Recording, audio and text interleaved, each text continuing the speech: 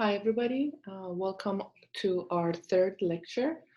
We are going to be focusing on cellular level of organizations, and we're going to take a look at the cell, its organelles, as well as cell membrane and passing of the molecules through the plasma membrane.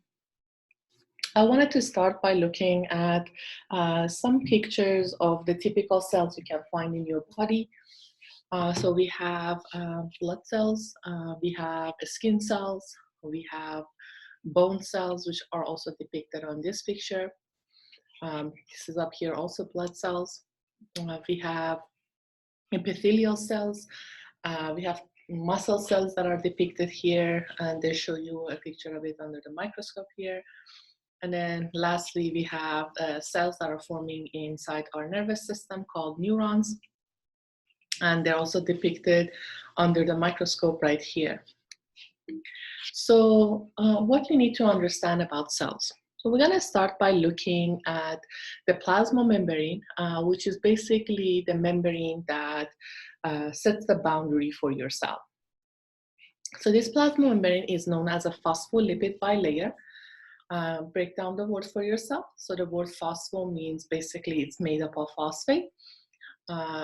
Lipid implies that it contains lipid or fat, and bilayer means there are two layers. So basically, if you're looking at the cell membrane or plasma membrane, it is made up of two layers that are basically phosphate and fat. So how are they arranged themselves? So the way they arrange themselves, you have the phosphate heads on the outside. So these are the blue circles that you see right here on either side. And you have two long chains of carbon and hydrogen.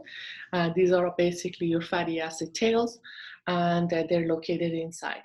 So again, by looking at this picture, you can see the separation of two layers. So this is one layer, this is another layer. They kind of like mirror of each other. So if I imagine a cell like this, basically, if I zoom into this membrane, this is what that membrane looks like. So one thing I want you guys to note about this picture is the presence of water. So you notice that it says that water is found inside the cell and water found outside the cell. So basically we have water here and we have water here. Why is that important? If you understand, or you have probably seen from your common interactions of fat and water in your environment, you know that fat and water do not go together. So basically, fat does not like to interact with water. So in this case, the fatty portion or the fatty acid tails, which are basically lipid, do not want to come into contact with the water either outside or inside the cell. So they are going to hide inside or in the midsection of the plasma membrane. Phosphate heads, on the other hand, notice that they are coming in direct contact with water, both inside and outside, which means that phosphate really doesn't mind to interact with water. Or in another sense, it is water loving. So using these characteristics, which is basically fearing water and loving water, we can describe the two components of the phospholipid bilayer. The phosphate heads, which do like to interact with water, are identified as hydrophilic.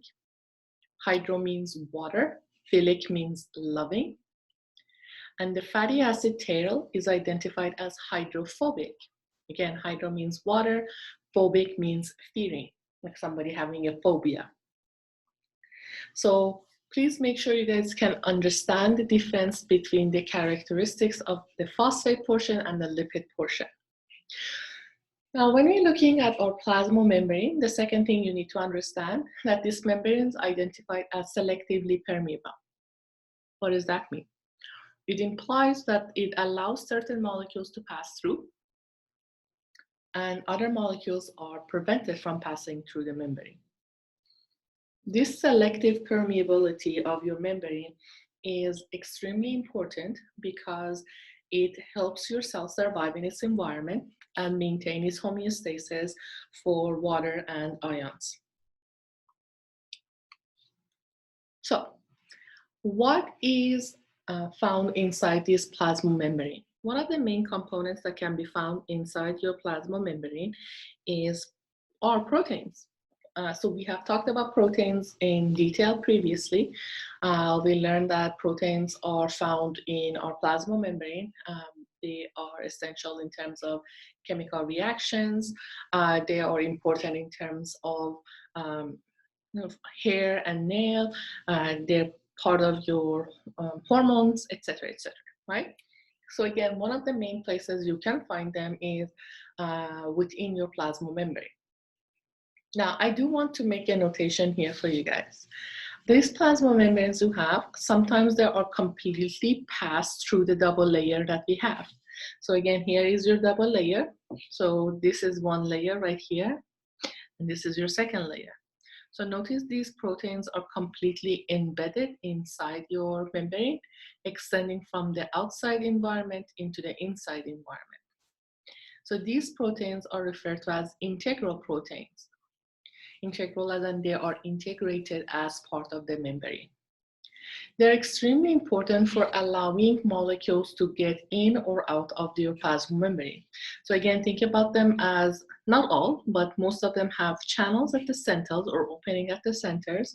So for instance, you can have water molecule either getting in or water molecule getting out through these openings. You can have your ions, calcium, sodium, potassium, etc., getting in and out of your cell and basically help your cell survive. Now, these channels can also allow the main type of gases, which are your oxygen, carbon dioxide. Sorry, not your main gases, the main components like water to pass through. However, I will note right here that water does not need a protein to pass through your membrane. It can simply pass through the phospholipid bilayer by themselves. Now, looking at your plasma membrane, please do note that you also have small molecules that can move in and out of your cell easily, and that include the gases like oxygen and carbon dioxide. Now, the other type of protein that you can see are the ones that are attached either on the surface, on the outside, or they can also be present on the inside. These proteins are identified as a peripheral protein. So when you think about peripheral, it means on the side, right? So in this case, peripheral proteins are basically are connected either inside or outside to your integral proteins. They do have a role, so they can act as, or they can play a role in the secondary messenger system. But again, they can also play a role in communication, but not something that I want to focus on for your class. So let's go ahead and take a look at movement of molecules in and out of your cell.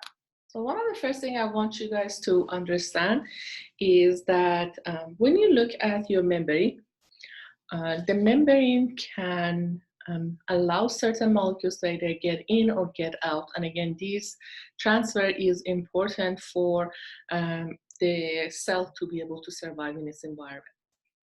Now, these movements can sometimes require the input of energy, and in some cases, no energy is required.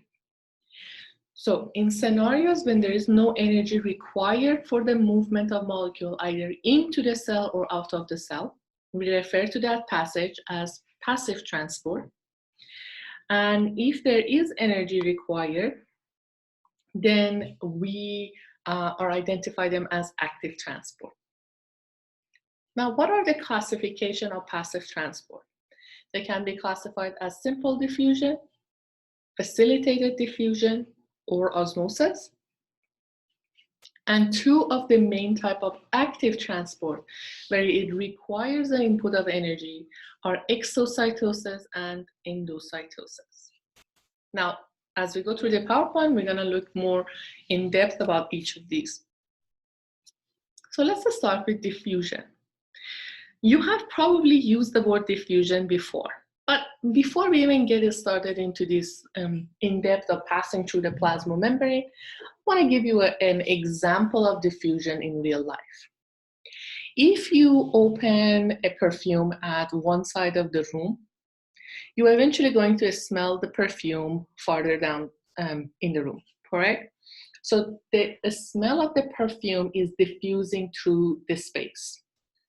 So the way you want to think about diffusion is molecules at one place or have a higher concentration, and on the other aspect or on the other space, those same molecules are at a lower concentration. So when the molecules diffuse, they're going to diffuse from high concentration to low concentration. This is known as movement of molecules with concentration gradient. Another example, if you add a drop of dye into a container of water and you don't do really anything with it, if you leave it for a few hours, you'll notice that the dye eventually evenly spreads throughout your sample and colors your whole water. This is also an example of diffusion. You have the very concentrated sample of the dye in the first place, and then again over time, the sample went from high concentration to low concentration and diffused throughout the sample. Now, the process of diffusion usually marks its end when you have an equilibrium, which basically means equal amounts of fluid throughout your sample, or if you're talking about the membrane on either side of the membrane. So if I ask you, what is the classification of diffusion? Diffusion is basically identified as a passive transport. So if you want to diffuse a molecule either into the cell or out of the cell, you are not required to put any energy or effort into it. It happens, it is a law of nature that allows the molecules to move from high concentration to low concentration. And again, that also can be called movement with concentration gradient. Now in this picture, we are depicting the same concept. So here's your phospholipid bilayer. Here's the space inside the cell. Here's the space outside the cell. So right here, we have a high concentration of our molecules outside and no concentration, or quote unquote, low concentration inside the cell. Now, as time passes by, molecules are starting to diffuse across the plasma membrane, and this process ends until we reach equal amount or equilibrium on either side of the membrane. Now, when we're talking about diffusion or simple diffusion, what are some of the best examples of this? These examples include water being diffused, oxygen gas being diffused, or CO2 being diffused. Now, I mentioned the oxygen and carbon dioxide for you here because they are important in terms of the two main gases. One basically is essential for your survival, and the second one is the waste gas. So understand that your body always needs to bring in oxygen into your cells. So that's the way it does that, is via diffusion. And also it needs to get rid of the carbon dioxide at all times. And it does that by, again, diffusing the carbon dioxide out of the cell. And in case of water, 60 to 70% of your body volume is water. Therefore, movement of water is basically essential, and it needs to be freely done to make sure that your body is happily balanced. Now, in terms of simple diffusion, what I just finished talking about, notice that the molecules easily pass through the plasma membrane without the need of any help. So these molecules are small enough, they're typically identified as no charge, and they can again easily pass through the plasma membrane. However, what if the molecules are slightly charged or a little larger? In such scenarios, I still want to diffuse them, which means I want them to move from high concentration to low concentration, but I do need the assistance of proteins that are embedded inside my plasma membrane. In another sense, I need the help of my integral protein. So in this picture, you have your plasma membrane, and embedded inside, you have your protein or integral proteins. So notice again, you have high concentration of molecules outside or components outside. And these integral proteins are bringing these molecules into your cell. Please do note that this transfer of molecules happens both ways. So depending on the need of the cell or the requirement, the molecule can be directly coming in or out of the cell. Second component, we are still using the word diffusion, which means molecules are still going to go from high concentration to low concentration. And third is that because we're using the word diffusion, it is still does not require any input of energy, even though we are using integral proteins. Third type of movement or transport is identified as osmosis. Osmosis is movement of water across your semi-permeable membrane. It is only and only used for movement of water, not anything else. So you cannot say, let's say my sodium was moved by osmosis. It only can be used for water. And again, in terms of osmosis, is water moving from a higher place to a lower place. So where I have more water, that water moves to where I have less water. Now, when I'm talking about the concept of osmosis, I also need you guys to understand the concept of osmotic pressure. Osmotic pressure is simply put, the pull solute molecules have on water molecules. And if that doesn't make sense, I'm going to give you a scenario. So imagine you have a cell, okay? And inside this cell, you have 300 particles. Doesn't matter what these particles are. You have 300 particles of, let's say, sodium. And outside the cell, you have only 250 molecules or particles of sodium. So osmotic pressure works like this. You're comparing these two numbers, and you say 300 particles are more than 200, which means this has the stronger osmotic pressure, which means water will be moving into my cell. Now again, understand when water moves into your cell, that means that your cell is, the water is moving via osmosis, and that causes your cell to expand or swell up. And if it's a lot of water moving in, it will cause your cell to burst or lyse. So now that we have an understanding of osmosis, which basically means diffusion of water, we have an understanding of osmotic pressure, which is basically pull your solutes have on water. And the more solutes you have, the more or the stronger the pull it is. We're going to take a look at the three possible scenarios that uses osmotic pressure to affect the cell shape. So right now we're going to focus on cell shape. The way that we're going to think about this is the concept of tenacity. So tenacity is cell shape that will be affected by the osmotic characteristic of the environment. And here is the key word, guys. The cell being affected by what? By the environment, which we're going to identify as solution. So there are three scenarios. You can have your cell gain water, which makes it swell or get bigger. You can have a scenario where the cell loses water, causing the cell to shrink or crenate.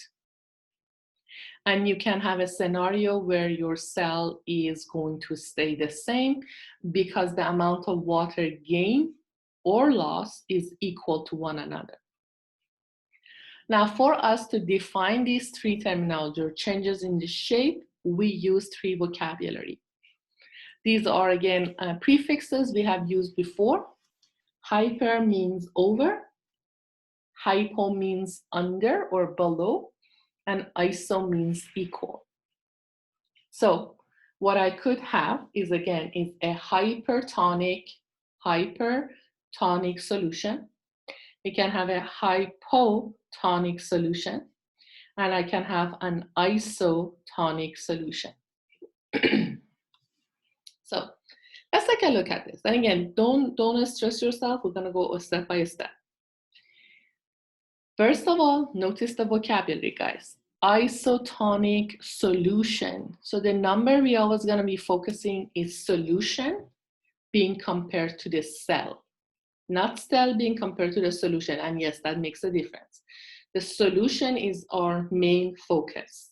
It's our defining solution. It's our defining component, not the cell. Let me give you an example. So isotonic solution, here's my cell. Let's say I have 300 particles outside my cell, which is inside my solution or SLN.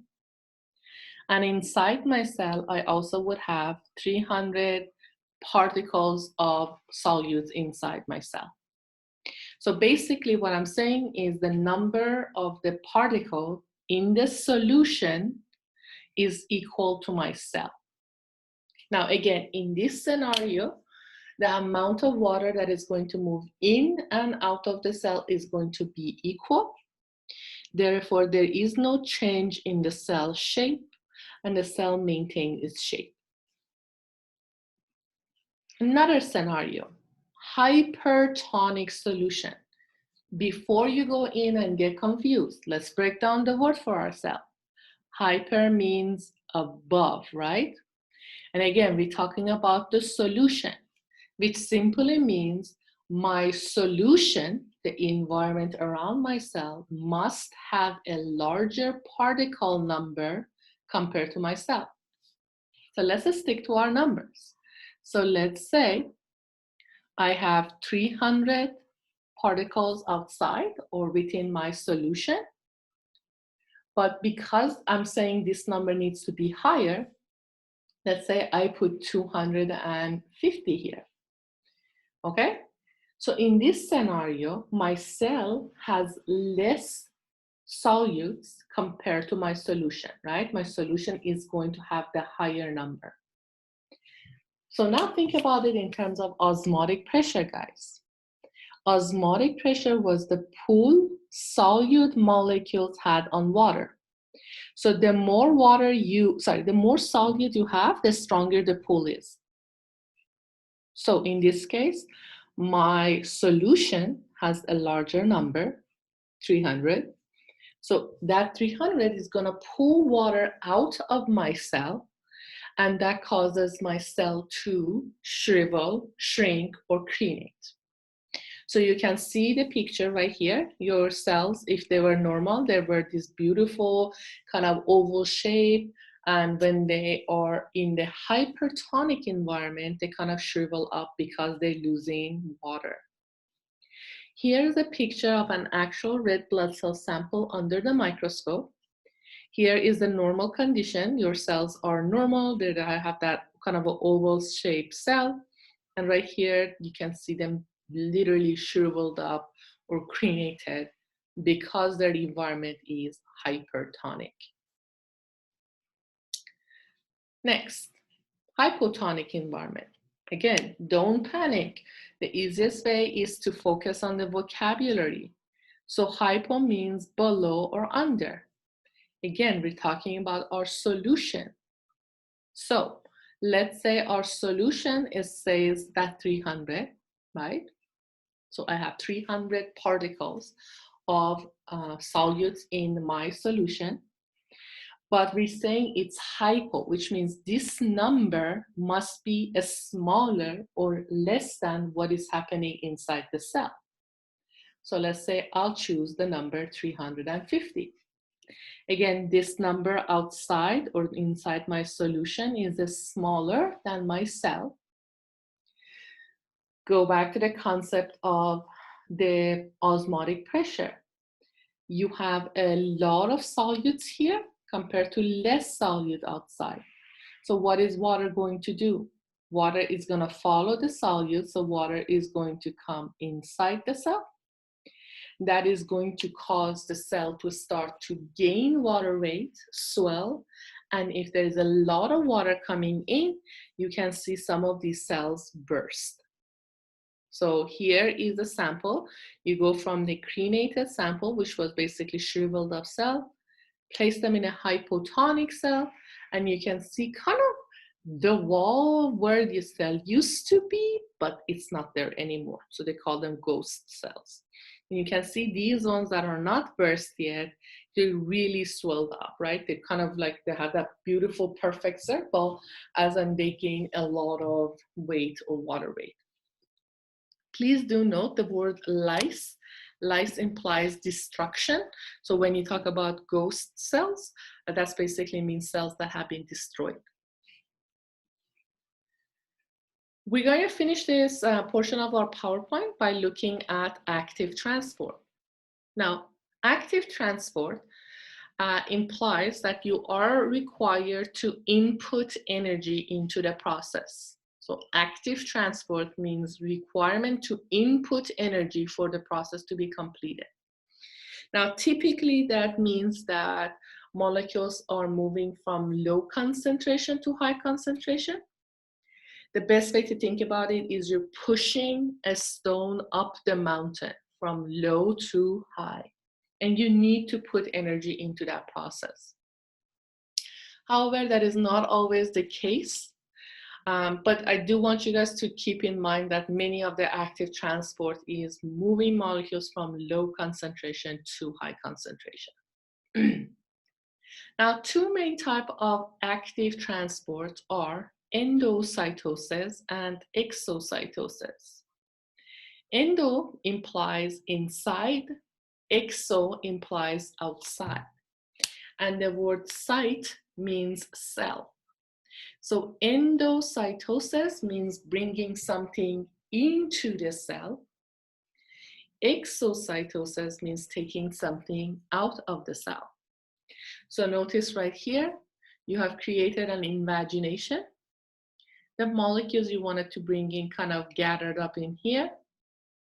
Your plasma membrane starts to close up around it, eventually completely seals off, and now you have these little pockets or pouch inside the cell. This structure that's now created is referred to as the word vesicle. You'll see that later on again, so do keep in mind. Now imagine you have a vesicle inside the cell and you want to get rid of it for whatever reason. That membrane of the vesicle can merge with the plasma membrane of the cell. And when this merging opens, a space opens up and the molecules can be dumped into the external environment of the cell. Now, this is the word again, endocytosis versus exocytosis. When you are done with this, please click on the link for the YouTube video. This is going to give you an overview of the steps or the processes involved in the active and passive transport.